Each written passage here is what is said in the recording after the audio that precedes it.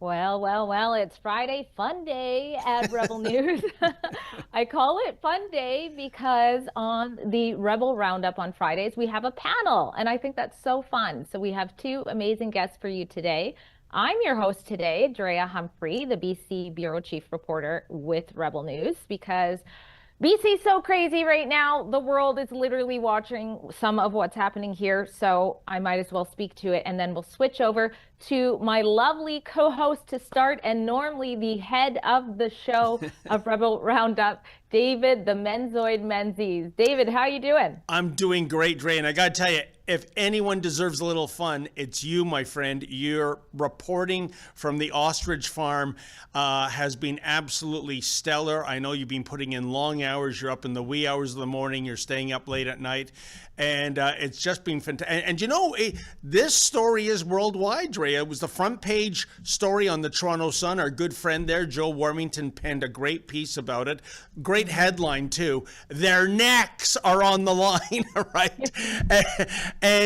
But hopefully, and I know you're going to inform everyone what the very latest is because we're live right now. But for the moment, it is good news to report in terms of a stay of execution for these almost 400 beautiful birds. That's absolutely correct. Let's put it this way. I only go to that farm when I think those animals might be culled so the world could see this travesty unfold. I've gone there 5 times. And these birds are alive. It's literally a place where I swear at this point miracles are happening. But this is going to be a jam-packed show. We're not just going to talk about the ostriches, but I will give you an update. And I want you guys to be a part of this show. If you've never seen how the Rebel Roundup works, you can actually join in via YouTube or at our free speech friends at Rumble. On YouTube, you do a super chat. If it's $5 or more, we make sure to read that and incorporate it into the show. Sometimes you guys break the news as we're sitting here completely unscripted and just off the cuff. And also on Rumble, it's called a Rumble rant. If you're watching this after the fact, you can also leave us a super thanks at YouTube. But whatever you decide to chip in when you do that, it really does help us. It helps us keep the lights on. It helps us get our boots on the ground. We don't take a penny from the mainstream media. So thank you for everybody who keeps Rebel News alive for 10 years now and counting. But enough blabbing for me. We're going to get to our very, very special guest. I think they're on right now. We have MLA Dallas Brodie, who is also the leader of the OneBC party, British Columbia's newest official party, and it's been in the legislature for a bit now. And also Dallas Brodie is a former attorney in criminal defense. And she served previously with the BC Conservatives as the critic to the Attorney General. We're also joined by my friend, actually, the lovely Odessa Orlewicz, who is the host of her show, Liberty Talk Canada. I first met Odessa. Many Canadians first met Odessa back during, the COVID tyranny era, where she had her boots on the ground doing citizen journalism, and she has not stopped. So thank you both for joining us today. Thanks for having us, Drea. Okay, well, have both of you been tuning in a bit whenever you could to the ostrich stories? Because I think I'll kick off with that. Sure have. I've been watching what's going on up there. I saw your reporting, and of course our party's been following it closely. Tara Armstrong, who's my colleague at OneBC, had gone up there earlier this spring to visit and see what's going on, and we've been speaking on our X accounts about leaving this farm alone and letting these ostriches be used for the scientific research. So we've been in support of Ms. Pisitny, who owns the farm, and it's a heartbreaking story, really. Right. So I'll give you guys an update. Just wanted to know if you were up to speed on it. It's impossible to stay up to speed. Even I just shared a link right now with new information that some may not be aware. So David Menzies already rightfully said, at the moment, the cull is paused. The CFIA is still there. They're still there. The farmers are still kicked out of the pens, not allowed to see the animals. And there's actually a massive blue fence that's come up. Super Safe Group brought in a fence after a suspicious fire ended up going at the hay bales, which the CFIA has lined up in a way that we believe is to be used as sort of a kill box when they actually herd the animals in here. Now, the newest news worth noting, of course, is that last night there was another fire at the hay bales. Now, again, the CFIA is there. The RCMP is there. They literally have a fence there now. So the farmers believe that this is probably just the hay combusting at this point. Whether or not that's the same thing that happened before, that's still to be determined. But what is standing out to you guys about Dallas Brodie? I'll start with you. One thing I notice is people like yourself, and I would say a handful of politicians, we're speaking to this issue. This has been an ongoing issue. I started covering this story 9 months ago, and you guys were one of the earlier ones to speak to it. Now we're hearing a lot, which is good. It should be that way. But what do you think that is? Why does it seem like certain parties, they all speak at the same time when it's almost popular to do so? Have you noticed that? Yes, I have noticed that. And in general, what I've noticed in politics is that very few people are willing to take the initial position out in front that hasn't been thoroughly vetted yet, and it's not a safe zone yet. So once someone takes the lead on something, politicians tend to say, okay, it's safe to go there and potentially even beneficial to me to go there. So they will then, there's that saying, politicians don't start parades, they jump in front of them. I think that's true, and they wait to see if it's safe, which I don't like that about politicians, because as politicians, we're supposed to be showing leadership, not just following what's popular in the moment. And so I prefer politicians who get out in front and explain to people why this is an important issue and why we need to defend whatever right is being damaged here. And I think it's really about safety. It's about a lot of things. I mean, the Canadian Food Inspection Agency is hell-bent on killing these healthy ostriches who, as of today, are 255 days asymptomatic and healthy. Now, Odessa, I think I might have actually originally come across this story from your reporting way back in, I don't know, December or January. Around December was when they did the 2 PCR tests on the deceased carcasses. They've never actually tested any of the surviving birds that they're about to slaughter. But what stands out to you with the progression of, those initial stories of, hey, these farmers are saying their birds are healthy, to them still, the latest, the CFIA saying, oh, upon further testing of those samples we took 9 months ago, we've determined they have a mutant virus, actually, so they really need to die. When did they say that? They said that about 2 weeks ago. Yeah, they won't retest these birds, which is the #1 ask of the farmers because they want to prove they're healthy. And now their top veterinarian is claiming they've gone back to the old samples instead of resampling them, saying they have an even worse form of avian flu that's highly contagious. What do you make of that? This is an information war, and because they're losing the information war, they're grasping at straws. And the other sort of thing they've evolved, because I've been watching the horrific CBC and the horrific global news, now they're saying, well, it doesn't even matter if they're sick right now or not. There's a good chance they could get reinfected again. In other words, what they're saying is, we just want to kill anything that might get the flu. So their narrative has now changed on CBC, on global news, of, okay, yeah, well, we have to kind of admit now that we haven't tested them in 8 months because of great people in the independent media who've been exposing this. They can't sort of pretend that's not the case now. So now we're just going to say there's a chance they could get it again. So let's just kill them. It's absolutely disgusting, the media war that's now come after what the true narrative is. You're right. You're referring to the so-called impartial scientist that the CBC had on there, who, of course, is working in the vaccine department. For in case you don't know the significance of that, these birds are actually not used for human consumption. Their eggs are part of research, antibody therapeutic research that directly competes with the vaccine agenda to go ahead and address this virus that they keep culling, mass culling on farms for. Now, David, I'm going to throw to you. You're over in Ontario. I know you said earlier, like, the world is really watching, which is the slogan the farm came up with before the world was watching about these birds.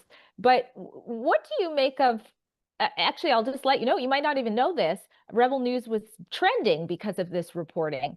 And so what do you make of the significance of how many eyes are on this story, perhaps even breaking out of an echo chamber to see what Rebel News has to say about it?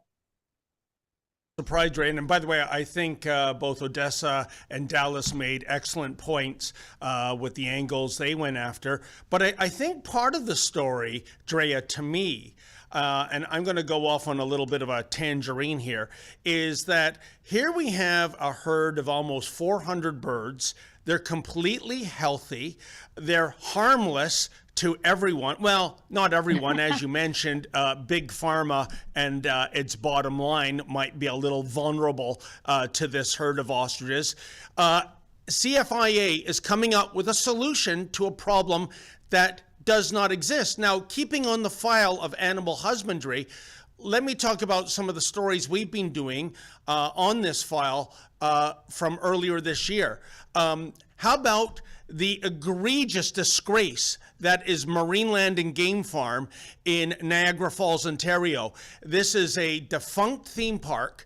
They're selling it off piecemeal, getting rid of the rides, but there are belugas there are dolphins there, there's a family of black bears, hundreds of elk and deer, and they are living in appalling conditions. I mean, we shot drone footage of these belugas and harbor seals and dolphins swimming in filthy water in tanks that are way too small. There's an image right now. So you can't get into the park. They fenced it off, but that doesn't prevent our drone from, finding out who's who in the zoo.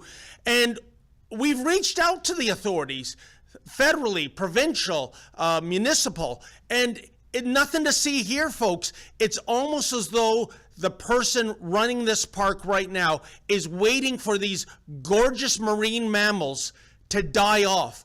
Where is the CFIA? Where are the gatekeepers for literally saving the whales? Then we have in Toronto, if you can believe it, Liberty Village, which, ladies, is right in downtown Toronto. It's an urban zoo. There's a coyote problem. Pets have been snatched and eaten. There was a toddler that was almost killed, if not for the intervention of her frantic mother. And what is the City of Toronto solution? They have put up signs saying, get to know your coyote neighbor. Yeah, that's right. Shake hands with an alpha predator in Liberty Village. If any animals deserve to be culled, it is these coyotes, because they're reproducing rapidly. They are carnivores. Like I said, they're the alpha predator right now in Liberty Village. The city took down that stupid sign because they received international ridicule. Anyways, my point is, when there are legitimate animal issues, when there's animals, in the case of Marineland, that desperately need to be rescued, and keep in mind, already 30 belugas and 1 orca and a couple of harbor seals have died at Marineland. When there's animals that need to be rescued, nothing to see here. When there are animals that are a threat to public safety, like these coyotes in Liberty Village, you know what? Get to know your coyote neighbor. Can't we all get along? This is outrageous, given that, as I said, unless you are a shareholder with Big Pharma, these ostriches mean no harm to no one. Wow. Yeah. And like I said, the world is watching. You've already been tackling this issue one way or another, and this seems to be getting Canadians' heads out of the sand, like ostriches do, to really go and look around and say, "Oh my gosh, this is actually government overreach." Maybe the things the conspiracy theorists have been talking about for the last 5 years, maybe they have something to it.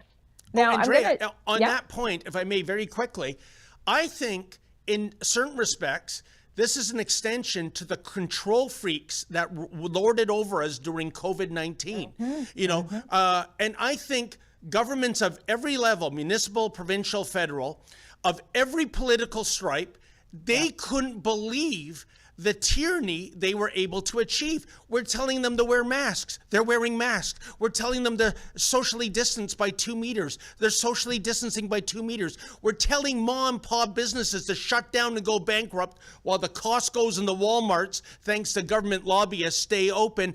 And they're doing it. And I think, you know, that kind of power, it's the ultimate elixir. And these politicians and bureaucrats behind this, they want to go back to the bad old days of being able to lord over us in a tyrannical way. That's how I see this playing out with the ostriches. Amen. Go I on. think that's a really good point David's made. And also I want to add, not only did they socially distance, David, they got people to stand on circles. I mean, and the government actually produced circles and distributed circles, but they can't even manage to get a pack of coyotes dealt with. I have a problem right in my neighborhood. Constituents are writing to me. We have a pack of coyotes that's about 7 or 8 strong. These are such beautiful coyotes. They look like Arctic wolves. They're gigantic, and they are taking up. The cat signs are everywhere. I personally lost a cat 2 weeks ago, but the thing is, you're right. They won't deal with that. You did too? Oh my gosh. Yes. This is really, these are massive animals. These are not small little mangy coyotes. These things are spectacular beasts, and they're eating well and they're thriving, and it's scaring people. And all the city will do is put up a sign basically saying, get to know your coyote. And Dallas, if I can just address what you said, we had that in Toronto. We had Trinity Bellwoods Park, which is surrounded by condos. They painted 800 social distancing circles and had police and bylaw officers on bicycles orbiting these circles to see if you would exceed the maximum number, which was 5, or to see if anyone would step out of the circle. And how's this for perversity? We bumped into a bylaw officer, and I was just taking the piss out of him. I said, listen, are we under CFL or NFL rules here? Am I out of bounds with 1 leg or 2 legs? And he said, sir, that's a very good question. I'll look into it. It's madness. The funniest part for me was when you didn't have to do that anymore. Like the groceries left the stickers out, but they didn't have the rule anymore. And people would be lining up on the stickers and no one was at the till. And I would just walk right past them and go to the till, and they'd all be like, they were standing there for nothing, waiting for nobody to usher them over. So we're going to move on from the ostriches, but before I do so, we do have a super chat that relates to it from Alfred, who donates $5. Thank you very much, and says, the people demand transparency. So thank you very much for that. We're going to move over into BC politics. While I was trying my best to help save ostriches and perhaps somehow Canada connected to that through journalism, I missed that Eleanor Sturco was kicked out of caucus. It was just a few days ago. And if anybody has been keeping up with, you know, whether it's the infighting, the lack of unity in that party, it would be Dallas Brodie, who was formerly, as I said, the critic to the Attorney General for the BC Conservatives. And if you don't know, got the boot after standing in the truth of simply saying there were 0 bodies discovered at the former Kamloops Indian Residential School. Nobody should be afraid or punished for saying that. Then she gets kicked out. And one of the people who seemed very happy about you leaving was, in fact, Miss Eleanor Sturco, who's been kicked out. So what can you tell us about this, since you're there, you're at the legislature? Did this surprise you at all? Yes, it was very surprising. And I heard, I was there that day when this was Monday, and when she got kicked out, it just went through the building like wildfire, and nobody saw it coming, and including Eleanor, because I ended up bumping into her in the hallway, and I said to her, well, welcome to independent land. And they had already found her a new office, and you know, she said, you know, you want to chat for a few minutes? I said, sure. And, I know that she had not been very kind to me in the past, but, in politics, I'm learning it's a dirty business, and you have to, you just you don't hold grudges, you move on and move forward. And we chatted for a while, and it's going to be very hard for Eleanor to be an independent, because at least I had a couple of people who left with me and were politically aligned with me. And she's now sitting there alone, and that's going to be very difficult, because sitting as an independent, you have almost no logistical support or involvement. You get one question in question period every 3 weeks. You don't really get assigned to any committees. You don't get official notifications from the speaker's office about what's happening on any given day. You're really isolated. And when we were still independents before we formed our party, we had to rely on favors of friends to tell us where people were in the building, where's this committee meeting. And it sounds bizarre that you wouldn't know what's going on, but the building is so huge in all these different rooms, and you're not sure where to go. It was very hard and quite stressful, actually, to not know what's going to happen on any given day.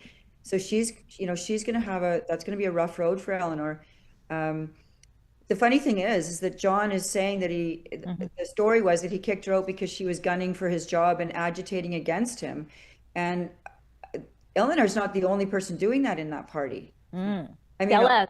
Give us the tea. Well, I mean, there are a lot of people who are openly advocating they want to be leader. Harman Bangu, Gavin Dew, Eleanor Sturko. These are the names that were thrown around when I was still there. And I remember going to John and I said to him, I said, do you know that a whole bunch of people are trying to take, this is before I had been expelled, do you know that a bunch of people are openly agitating to take your job? And I remember him saying, oh, that's just politics, Dallas. And I said, but John, they're running for your job and we haven't even gotten started yet. And he brushed it off and didn't think it was a big deal. I thought it was a big deal.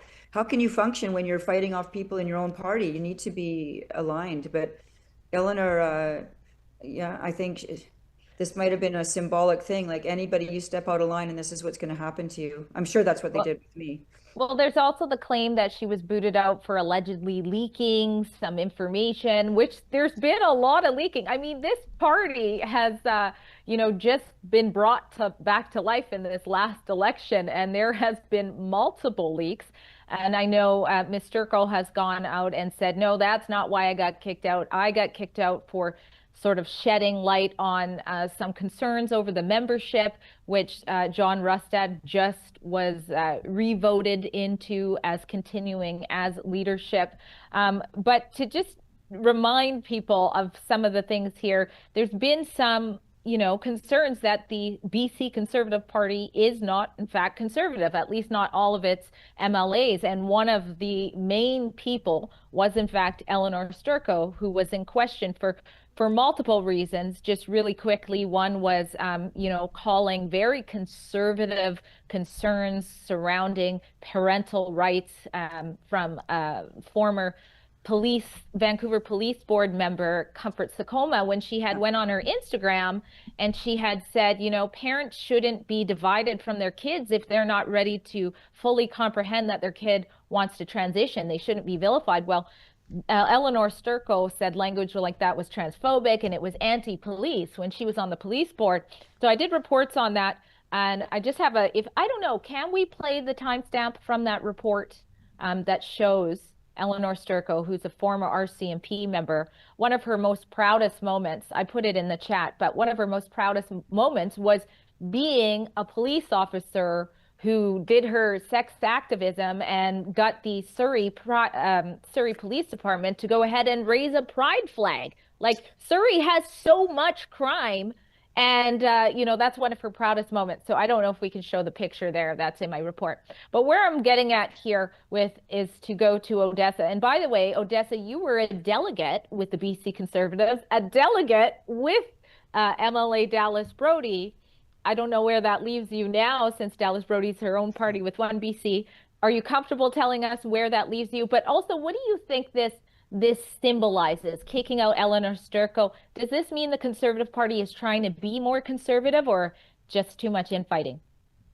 Well, I quickly want to mention, do you remember, Drea, I think it was about a year ago, you and me were on the phone for about 45 minutes because we had been given insider information from, you had one lady and I had a man telling me, and these are people inside the party saying Eleanor Sturko is planning to try to overthrow and become leader.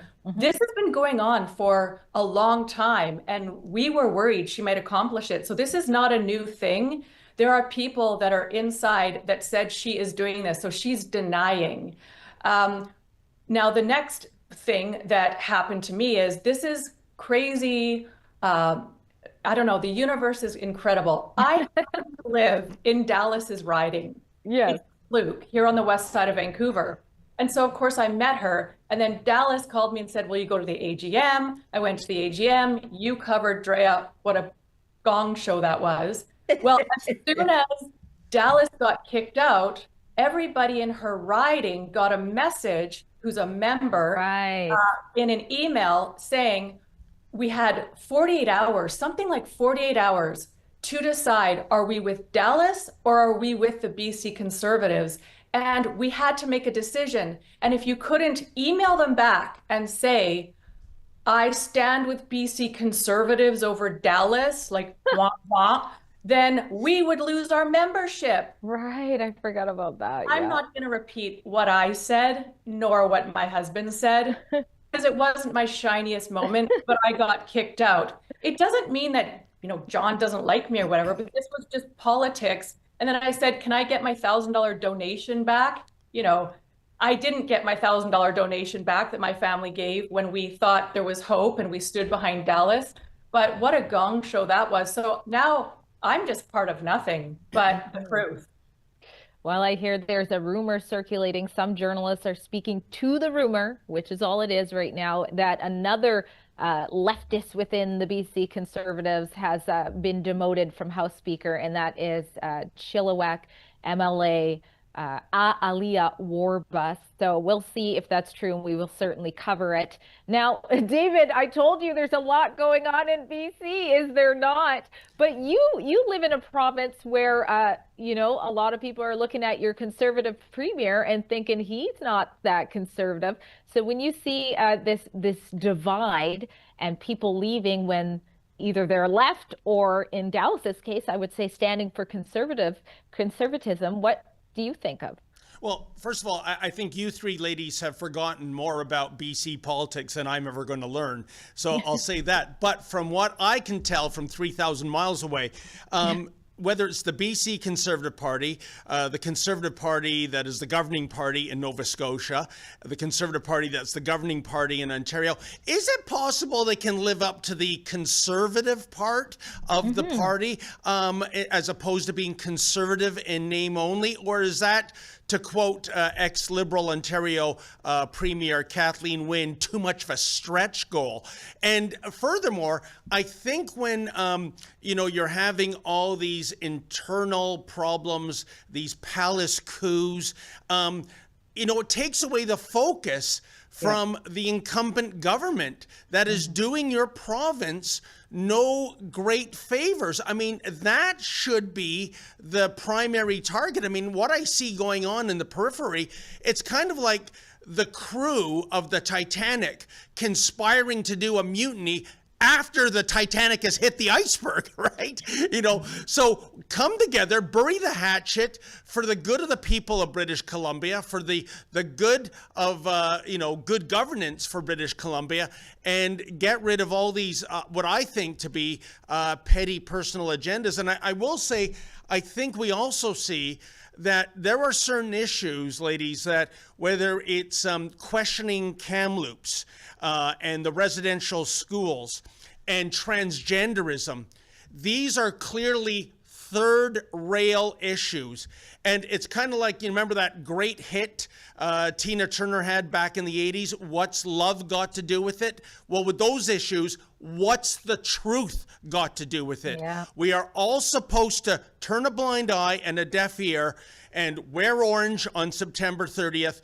Even though, to the best of my knowledge, and you know this better than anyone, Drea, because of your documentary, I don't think we found remains yet of a single Native at Kamloops. Isn't this the very definition of political correctness / wokeism, that if the truth is insensitive to certain vested interests, then we must not utter the truth, and if you do, you will be canceled?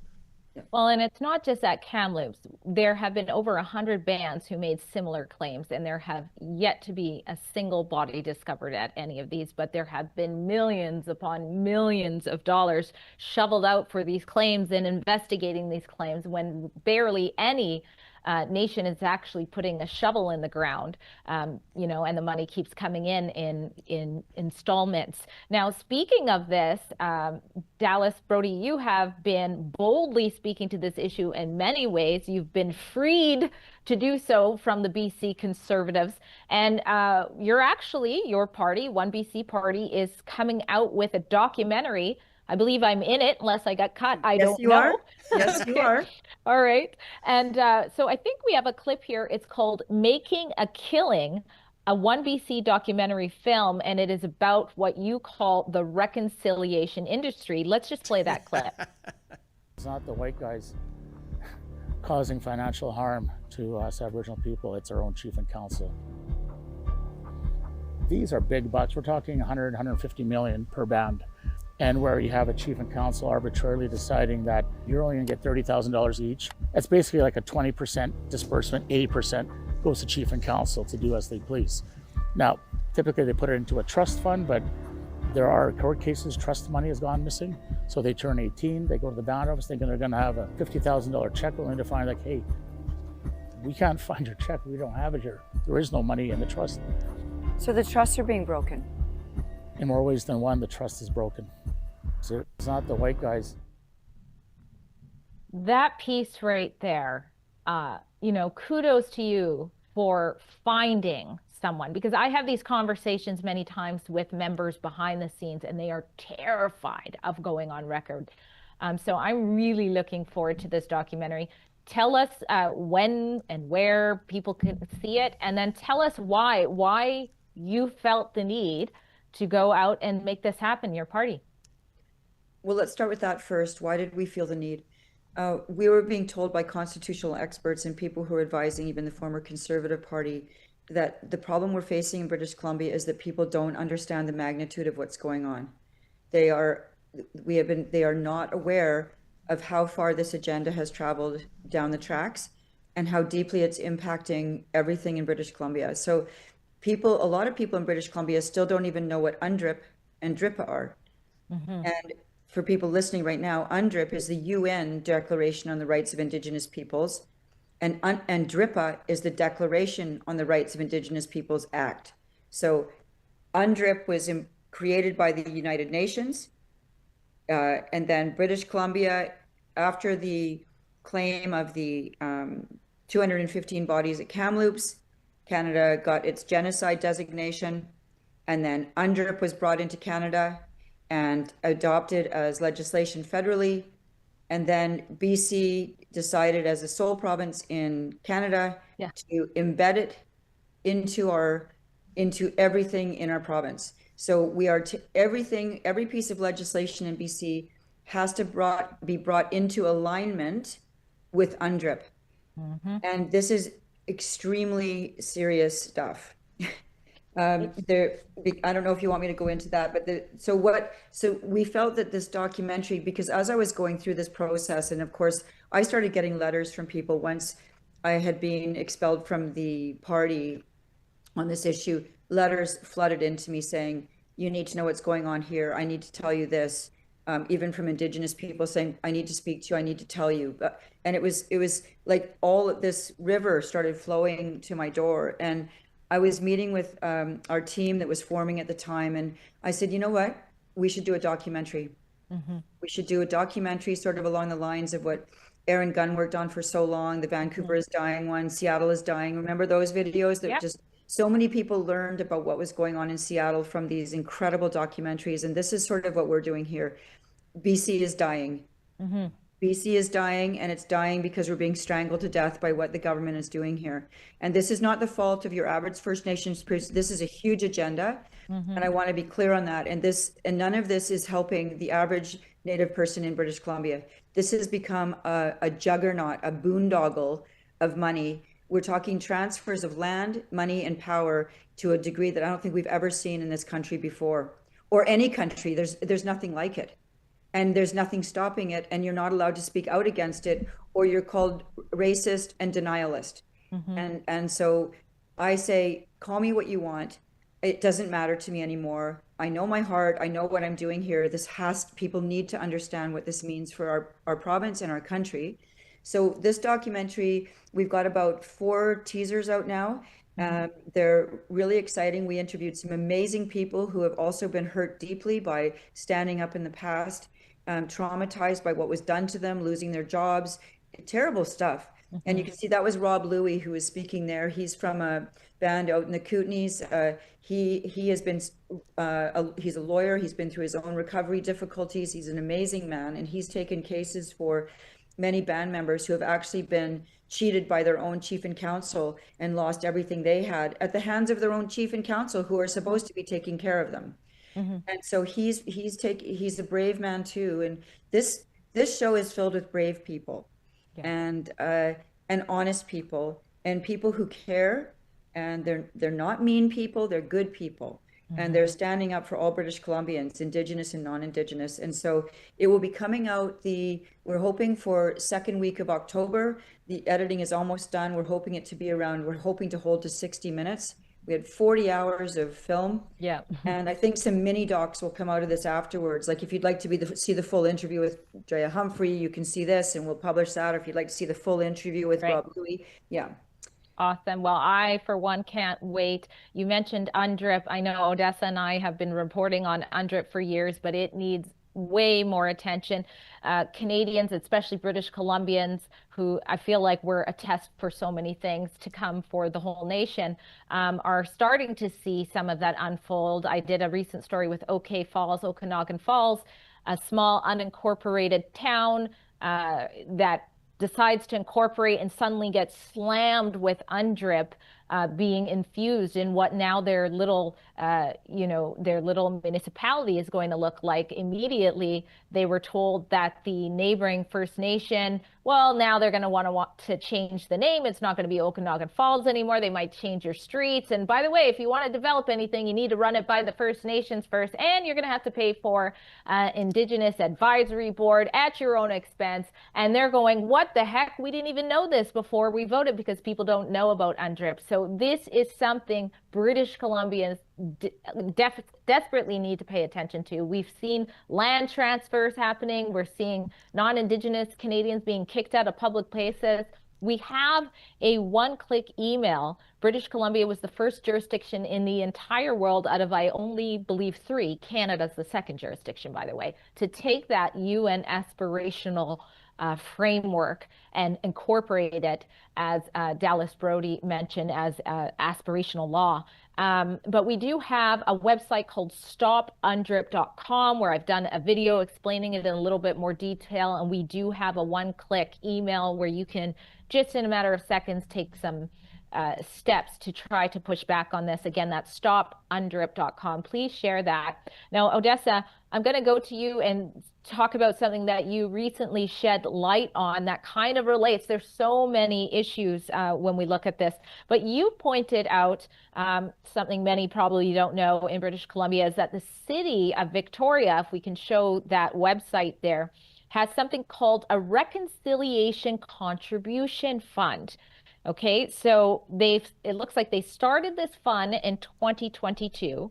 They take tax dollars to pay for the fund, but you're calling it an Indigenous tax that Canadians are being encouraged to pay. Tell us a little bit more about that. Well, the reason I call it, it's two things. I call it the white guilt tax, or the newcomer forever tax. And that's because in conjunction with this Victoria.ca city saying, we will be suggesting this on your property tax notice that tells you what you owe in government property tax. Right there, they're going to have the suggestion for now of the percent you should be paying because you're either an awful white person or a forever newcomer, no matter how long you've been here. Because, you know, so basically right now with Victoria, the reason I'm using all this diverse language is Victoria is just saying property owners. But in conjunction with that, a website was put out a few years ago, I believe, maybe a couple years ago, And I found out through the most bizarre way that local people on the south part of Vancouver Island are feeling more and more pressured with this whole reciprocitytrust.ca, where they are saying that we are uninvited guests, and for 150 years, we've been here uninvited. So they are asking that renters, property owners, and businesses all start paying into this fund every year, and they're telling you what percentage that you should be paying based on whether you're a poor renter or a rich landowner and everything in between, or if you're a business, or if you even plan on throwing an event, that because we're all horrible people and that they were there first, they want this tax. And you know what they're doing, which is so disgusting and Marxist? They are offering people who do take part in this once a year funding guilt tax that you get a special sticker or more for your house that you put on your house, your business, kind of like the I've been vaccinated or the pride flag. Oh my gosh. Your house gets a sticker and your neighbor's doesn't. And if you want to see who is and is not participating in this from this reciprocity, right, of course, you can go find on a map who's participating. And they're so excited because it's growing and they're setting it up everywhere. So do the right thing.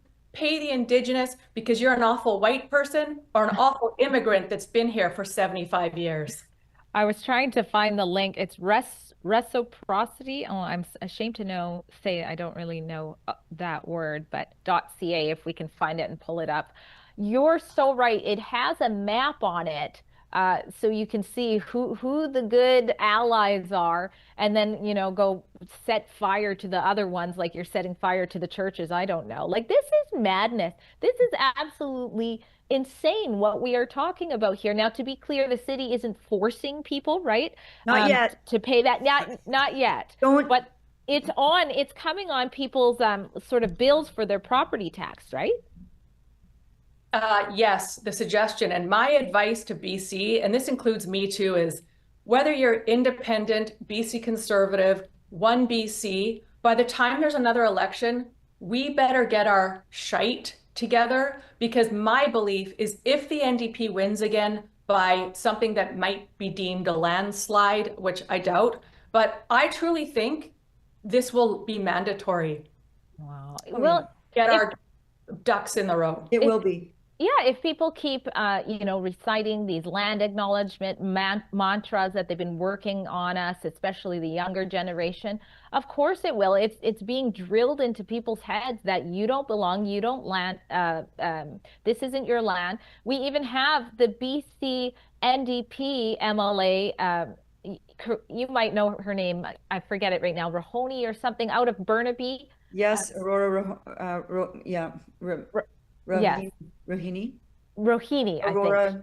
Yes. Something like that. She's the MLA in Burnaby, and she went up there. She's East Indian, and she went up in the legislature saying that we're all settlers and colonizers, and how proud she is to call herself this. I mean, this is insane. David Menzies, again, when you're looking at what's happening in British Columbia, what is going through your head when you're hearing about the reconciliation industry and this pressure to make non-Indigenous people feel like they're colonizers and they'll never be anything else? Oh, Drea, I'm still absolutely staggered by Odessa's anecdote there about these virtue signaling stickers. If you're approved, you get one, and if you're not approved, you don't get one. And I guess presumably you're supposed to be shunned. And yet we live in a country we can't find out, unlike the U.S. in many jurisdictions there, where a convicted pedophile lives. I think they will give the postal code, which is meaningless given how many hundreds or even thousands of residents. But when it comes to showing who is,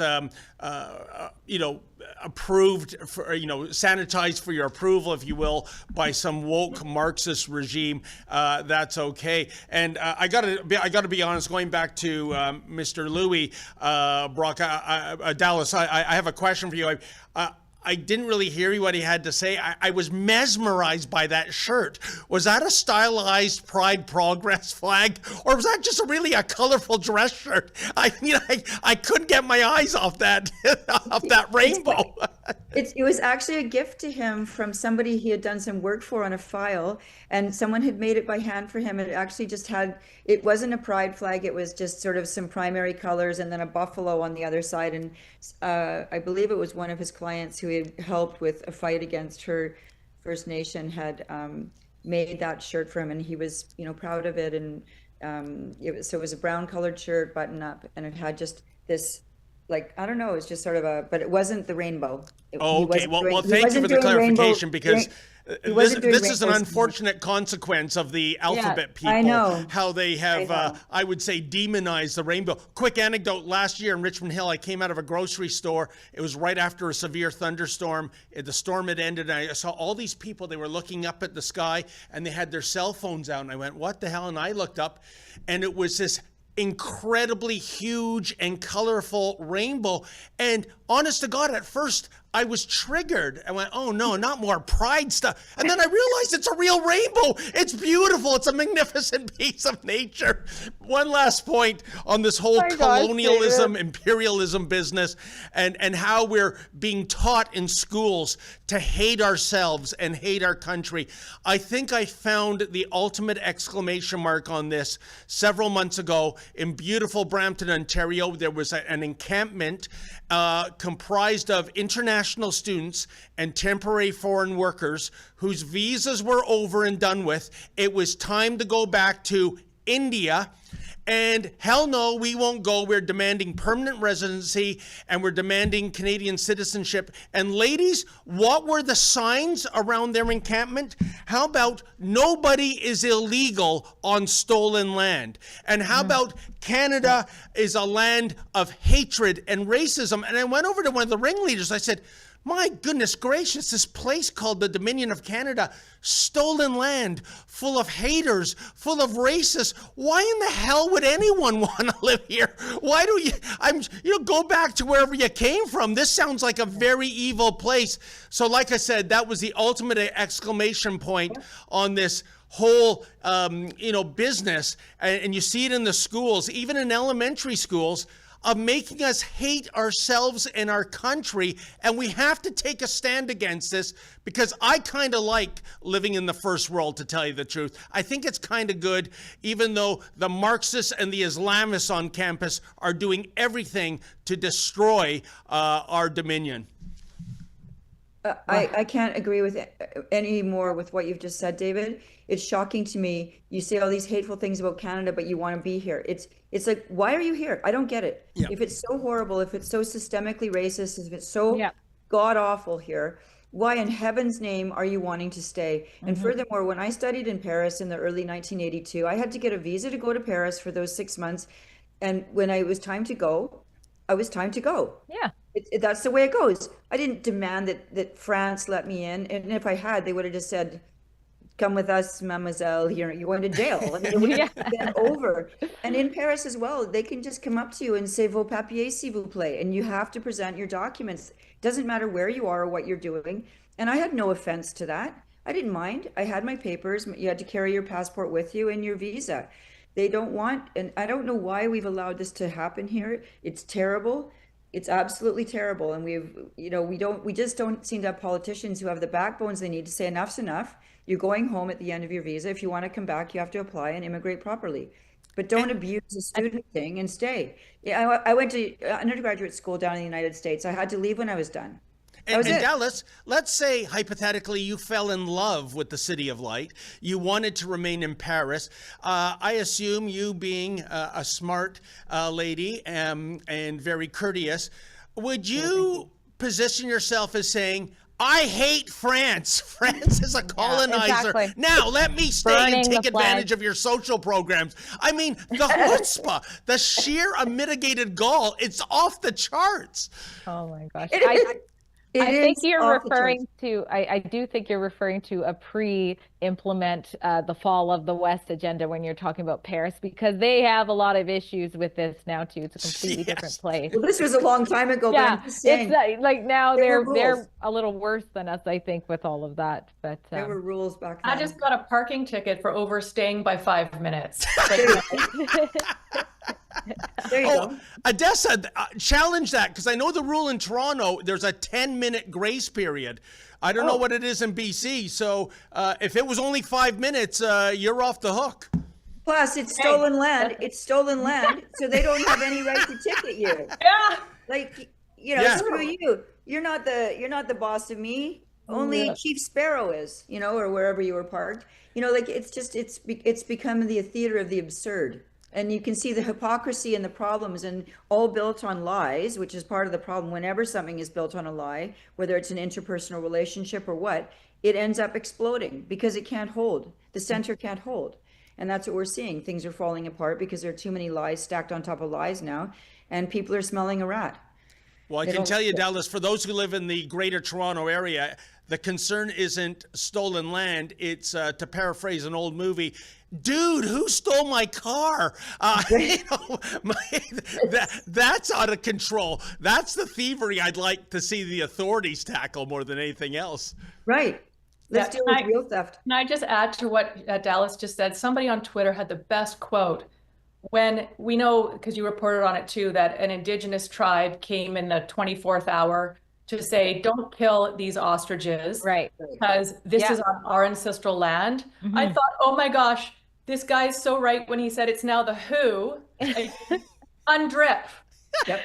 Yeah. Actually, while we're at it, in case people don't know what Odessa's talking about, the Universal Ostrich Farms is so desperate to save their birds. They're trying everything, and they're really doing a good job, if you ask me, as on the political front. It's just getting worse and worse, and really exposing that this agency is not working for the people that fund them. It's not transparent, and it's going to go through with this no matter what, unless some miracle happens. But one of the things they recently did was, you know, start reaching out to nearby First Nations to say, hey, did you know this is going on? Look at what the government's doing. I think most people look at that and understand, like, you got to do what you got to do. And I have a whole website called stopundrip.com. But Dallas, Brodie, and Odessa, what do you make of that? And do you think it has any teeth that there is? I didn't meet with them. They came in the dark. They didn't want to talk to journalists or anything, but there is reportedly, based on what the farmers say, some nearby band members who are saying, no, we protect this, we stand with the farmers, and we don't want this happening. What do you think about that strategy?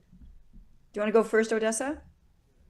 Well, obviously, there are people saying, wait a second, slippery slope there. Yeah. If we have some announcement that a band saved these ostriches, but we don't want undrip, and all this needs to go away. It needs to be that whatever nationality it was, it doesn't matter. I'm glad they're getting attention put towards it. Good for them. But we are all just human beings. And as human beings, we need to save these ostriches. But I do think it's hilarious. So I'm just sitting back and watching the gong show unfold. Yeah, I know this situation reminds me of pardon the use of the term, the intersection of the pro-Palestinian movement. I think it was in Toronto or Montreal, where they were getting mad at the rainbow people because they were blocking each other, and they used to be on the same side, and then those two sides started fighting. I thought, well, this is just sit back and get your popcorn and watch this game. But this does concern me that suddenly, I mean, I'm happy that the First Nations did this, but I'm cautious about this because I'm not in support of because it's underlying that is another claim that the Crown has no rights, and this is a problem. And you can see now as we start building further along, because this should be dealt with as this is a farm with healthy birds. You should be retesting them. And why don't you want to retest them? Because you're afraid of the truth. And so why don't you want to know the truth? Why don't people want to know the truth? Because the truth will reveal something that they don't want us to know. Absolutely. So it's underpinning, that bit of truth is the removal of the ability to have that truth is underpinning something very important in our society for somebody, vested interests, and they don't want the truth to be out. I mean, I think when it comes to the graves, for example, at Kamloops, what if it turns out that they dig it up and there are bodies? Okay. But they cannot accept money, 12.1 million going to one band in Kamloops to do digging, earmarked for digging, and then no digging is done, but the money is spent anyway. this is a problem, and most Canadians go, hey, you know, you were given money to do that, you should do that now. And if it came out that there were bodies, then we'd have to assess, well, what did happen here? But right now there have been no bodies found, so people are starting to ask more and more questions, so you can see what goes on when we try and hide truth. Exactly. No hiding of truth. And just back to the ostriches with this, one thing I'm noticing is I am seeing some people who are band members saying this is what we need, because they didn't like that the freedom people were being vilified, and they're saying we need to join forces and work together against the government, because most bands and members were not fan of the government, and they felt there was overreach, and all of a sudden now it's like everybody's just listening to the government and trusting the government blindly. So it's kind of funny to me to see the UNDRIP being used the other way. But I get that the farm has been accepting any help that they can get. Yep. For the last 9 months.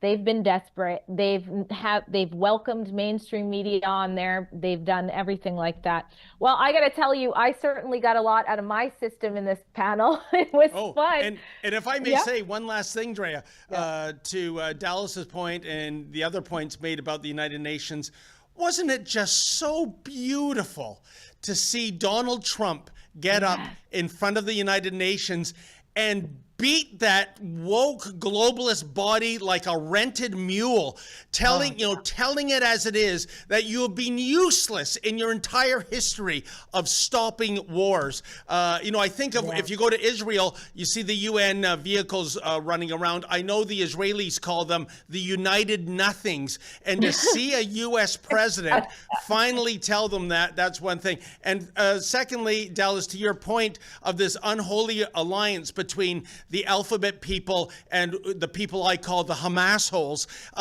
Isn't it amazing? We have a group that goes to these protests called Queers for Palestine. Can you imagine? And I tell them, how are members of the LGBT, et cetera, community treated, say, in Gaza? And here's my advice. Should you ever go on a fact-finding trip, here's an economic tip for you. Buy a one-way ticket. Unfortunately, you are not coming back. You will be marked for death if you're openly queer. I mean, Queers for Palestine, what next? Chickens for Colonel Sanders? I know. It's absurdity. I mean, we've seen the videos of them throwing people who identified as being gay off roofs in the Gaza Strip. I mean, this is what they do. And I don't know how this mind virus got through to all the people. But this is what we're looking at. It's like spread. These people aren't thinking anymore, and the indoctrination going on in our schools is completely out of control. It's really bad, and people like me and people like Tara and you guys, we're standing up and pushing back, and they're going to call us names, and they're going to say we're phobes of this and phobes of that. I'll tell you something, I'm not afraid of pretty much anything except for maybe wasps' nests in my backyard, but I'm not a phobe of any sort. I'm a realist, and I know that this isn't helping young people. We need to get back to them learning things that are helping them discover life, not indoctrinating them into feeling like they're bad if their skin color is this or that. This is terrible for children. It's absolutely devastating. It's devastating. Wait a second, Dallas. What do you mean you have a problem with white Anglo-Saxon Protestants in your backyard? That's where I draw the line.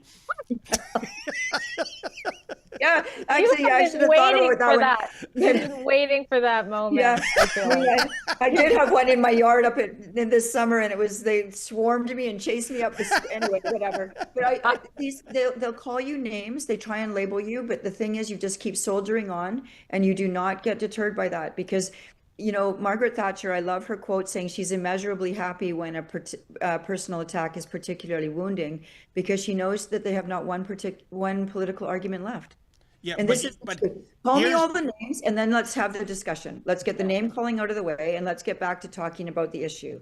But Dallas, if only it was name calling. What we have seen recently, we had 3 assassination attempts on President Trump last year. We saw what happened earlier this month to Charlie Kirk. And we see and I don't know what's worse, the assassination of Charlie Kirk, as egregious as that is, or those on the loony left actually cheering this. You know, they actually believe violence, AKA terrorism, is a valid way of dissenting the point of someone. And that's where we are today, and it is disgusting. It's terrifying.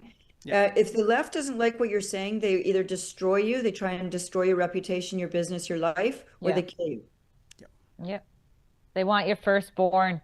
Well, we do have a super chat that relates to one of our panel guests, so I'll read that. Last chance to ask our panel guests anything if you want to super chat on YouTube or Rumble Rant on Rumble.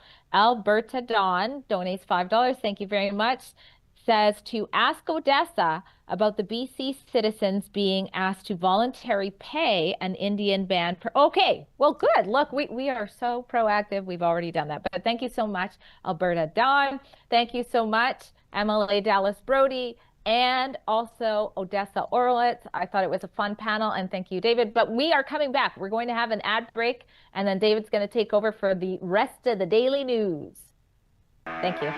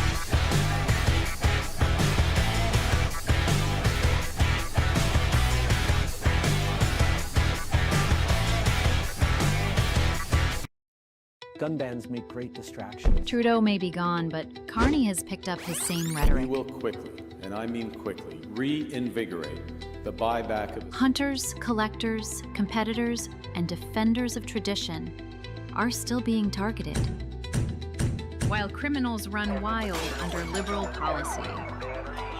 But we are fighting back. Join us. Canada's National Firearms Association, in defense of freedom. Big news, Rebel News now has premium memberships on X, Locals, and right here on YouTube. For just $4.99 a month on YouTube, you'll get loyalty badges, custom emojis, and access to members-only chats during our live streams. At $8.99 a month, you'll also unlock Rebel News Plus shows and our documentaries. But here's the catch. YouTube could cancel that premium tier at any time. That's why the best way to support us is at rebelnewsplus.com. It's just $8 a month, cheaper if you go annual, and you'll get exclusive extras like an ad-free site, comments access, and even the chance to submit op-eds. Wherever you join us, thanks for keeping our independent journalism alive and strong. All right, so we have a sponsored ad. Gotta love our sponsors, brave companies. So if you want to support like-minded companies, this one, I'm scrolling to just do a quick read here. The wellness company, Ultimate Spike Detox. Does your immune system feel compromised ever since COVID? A new study published in the Journal of Clinical Laboratory Analysis suggests you may not be in the clear, even if you feel fine. Researchers analyzed blood from people who had recovered from COVID and found something concerning. Their platelets, which are essential for healthy blood clotting, were not functioning properly even months after recovery. Other studies have found lingering spike proteins in the bloodstream and organs, causing immune system dysfunction and even mitochondrial damage, whether from the virus or mRNA shots. This is why Dr. Peter McCullough developed Ultimate Spike Detox.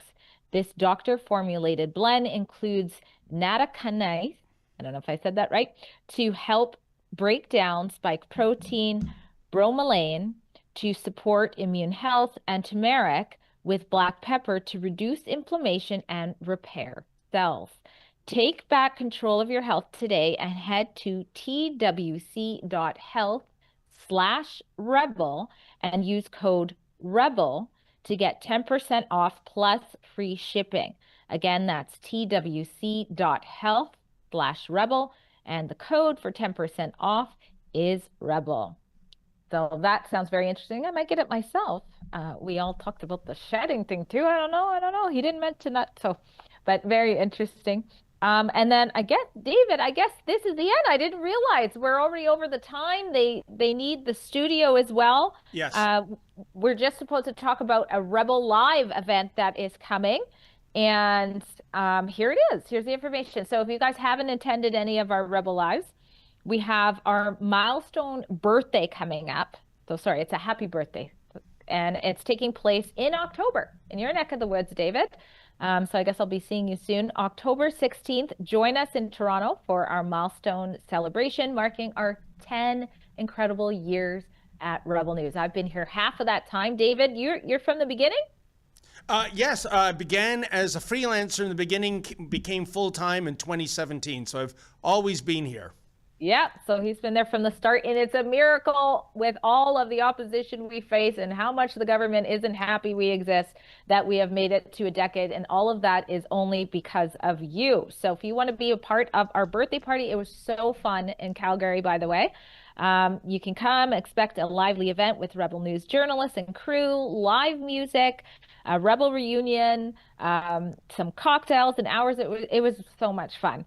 And so that is taking place on the 16th, and you can go to happybirthdayrebel.com to get your tickets to join us, and early bird pricing ends Friday, October 3rd. So looking forward to seeing you guys out there. That's right. Friday, October 3rd, if you want to discount, folks. And how about this as another carrot? Because I can speak from experience going to our Rebel News 10th birthday party in Calgary last week. If you want to see Drea and Sheila and Alexa in their party dresses, holy smokes, you wait till you see these lovely ladies when they get all glammed up. And I can say this with confidence, especially since we don't have an HR department here at Rebel News 10 years later. So take that for what you will. But we hope to see you. We had a great time in Calgary. Such wonderful people. I know we're going to get the same kind of crowd in Toronto, and I can't wait, Drea. I can't wait either, but now I have to go get a really good dress since you've made it sound like I'm going to look so amazing. But there was a camera set up for people to take some fun pictures with everybody. Yes. And the lighting was so good. And I said, we need a crowdfunder so that restore Rebel Beauty or something. So hopefully that camera's there. But I'm looking forward to meeting some more like-minded people. Again, that's happybirthdayrebel.com. David, thank you so much for allowing me to vent, to get some of this BC stuff off of me so I can work on to the next thing, and letting me host today. As always, you are amazing, and it was very fun. Did you want to say something? Oh, keeping with the British Columbia theme, Drea, I was simply going to say, BC in ya.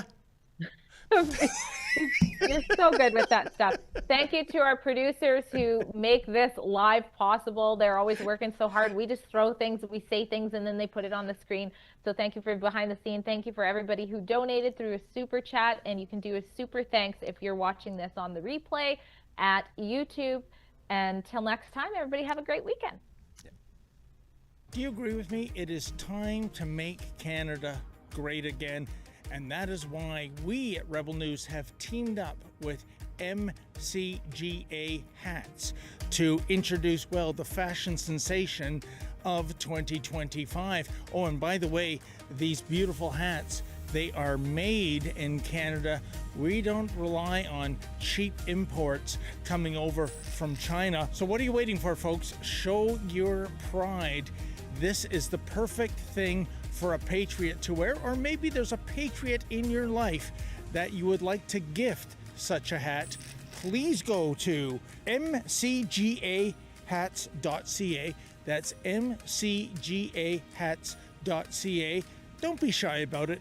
Wear this cap. Let everybody know you want to make Canada